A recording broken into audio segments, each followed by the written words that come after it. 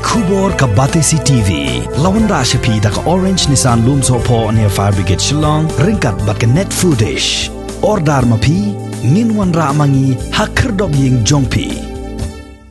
Kajingyalang jong kakinhon menteri ke Sorkar jela ka khat khandai trik ubnai naitung arajar arpuai kala shimye karai ban wanra ya ka jing Pynbeit Thymmai ha ka bayadai bat ka Meghalaya Forest Regulations Act khat khandai spa nyo pulai hadin baladon kam ban wanra ya ki jing Pynbeit Thymmai ha ki katto ka ni ki kendon ha ka ni ka an baladap menta la sau pu khandai snem Habaya keren bat kilat pathai khubor menteri rangba ka jela Konrad Kongkel sangma ulaong baga jing Pynbeit Thymmai ye kani ka an kalong ban penkut bor shisho ye ki officer jong kani ka tanat bat ban psudru katto ka ni teligi kendon ki be dai bat ka jing pen shitom ye ki no gi badan kti ban penjot bat penjulor dusman ye ki klau ki ptab ki badan hapo kani ka jela. First, we have today amended the Meghalaya Forest Regulation 1973 Act. This Meghalaya Forest Regulation 1973 Act has not been amended since it was formulated and passed as an act. So it's been 50 years, 49 years now that this act has been there. Now, the reason why this act has to be, of course, amended is because of the fact that many things and many issues have changed. The different powers, the different fees or penalties that are charged have to be looked into. So therefore, a large number of amendments were done. I will just mention one or two. So in the proposed bill, it was proposed to confer the aforesaid powers on forest officers of the state. The bill aims to provide punishment in tune with current times to act as effective deterrent against forest offences. As I said, it's been 50 years or 49 years this law has not been amended. For effective utilization of powers to investigate and prosecute by a law enforcing agency, powers to arrest the offenders ought to be candidly defined, keeping in mind the proclivities of the present day offenders, since the regulation in the present form confers powers to arrest under very limited circumstances, often allowing the accused to flee the clutches of law.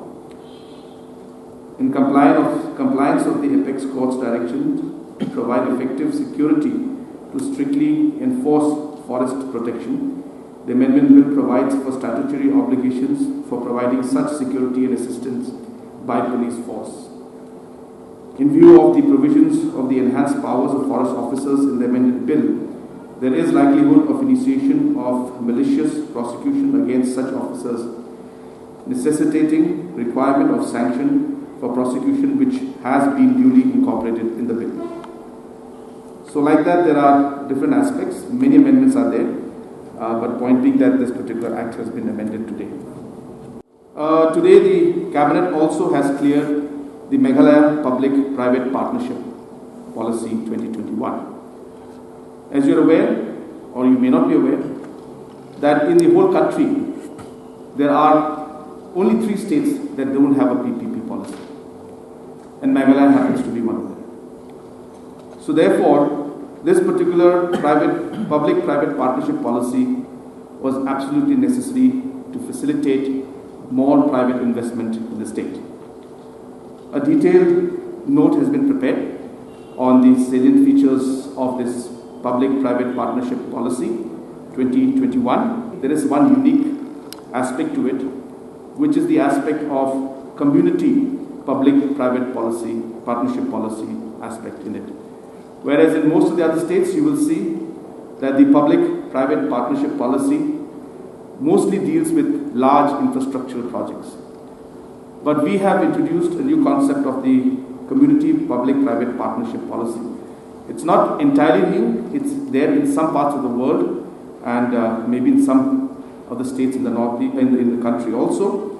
But we'll be one of the few states to have this community PPP 2020 policy aspect in this. The idea is very simple, that even at the community level, if the communities feel that they want to work with private parties to have investment, be it in tourism field, agriculture, horticulture, veterinary, then they can go for those projects.